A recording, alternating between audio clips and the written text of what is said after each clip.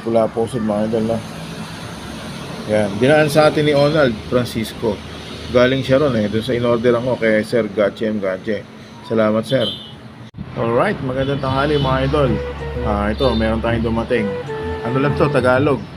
Mga idol, umorder tayo sa Cabanatuan galing kay Gache M. Gache, no? Mga idol, ito mabilis lang, isang oras lang nasa akin na.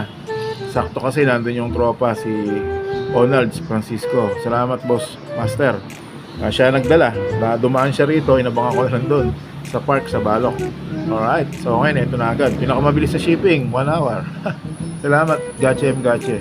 Bale, bubuksan ko. Titignan ko kung ano yung laman. Ito na may Tagalog lang mga idol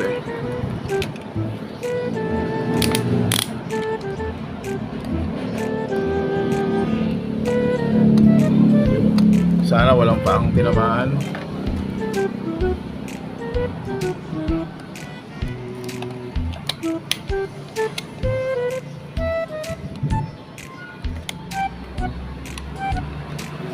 Thank you, Sir Gache M. Gache, no? Bali ito matagal na to, kaso ngayon lang siya nakaipon kasi sariling hunt lang niya baliktad. Yan. Bali ano lang to mga idol, tangkal no? Madilim. Yun, mukhang tulog naman. Bubuksan ko na.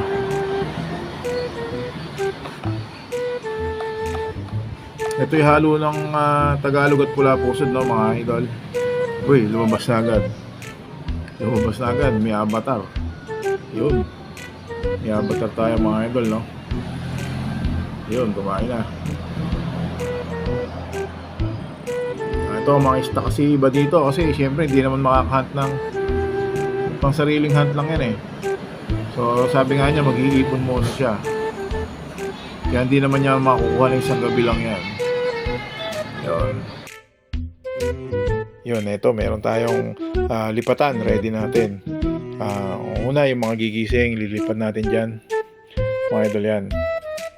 Ito sila, konting silip muna Okay naman siya, halo-halo. Syempre may dyan, mga tipong pambata, tipong mga tersera, tapos may TM, tapos may ilan pirasong good din. Ang kagandahan niya mga idol, nakita niyo naman, magaganda rin yung kulay. Ayan, tapos yan, yung avatar. Pang-pictorial natin yan. Yung isang avatar kanina tumakas na no? Wala na siya dyan Ayun, yung nasa migit na yan, yung bakante. Umalis yung maitim, ando na siya sa malaking kulungan. Kasi gumising siya, lumabas siya. Ayun, meron pa palang isa. Ayun yung bali dalawa yung avatar natin. Yan, karamihan, mga typical na Tagalog. Mga dilawan, ayan. Tigre rin naman. Yun. O yan naman, winner yan. Yung isang malaki na yan, sinabi niya sa akin. Winner na yan. Okay. Shoutout nga pala ulit kay Sir Gache M. Gache, no? Ng Cabanatuan City. Bali, nakita ko may post siya para na maramihan. Tapos kaya kinontak ko siya. Sabi naman niya, bigyan ko siya ng ilang araw para makaipon kasi solo lang naman niya paghuhuli. Okay, yan. Ilang araw natuloy din naman. Tapos salamat din kay Ronald Escobar. Yan, siya nagdala Dinala niya rito yan Ronald Francisco, Ronald Escobar. Yan, dalawa kasi FB niya.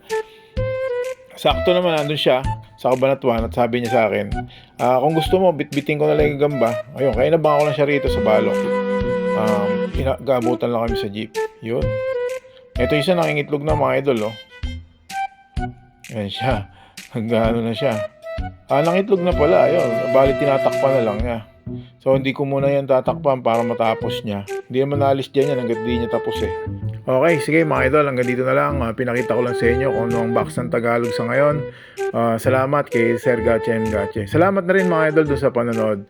Alright, salamat mga idol.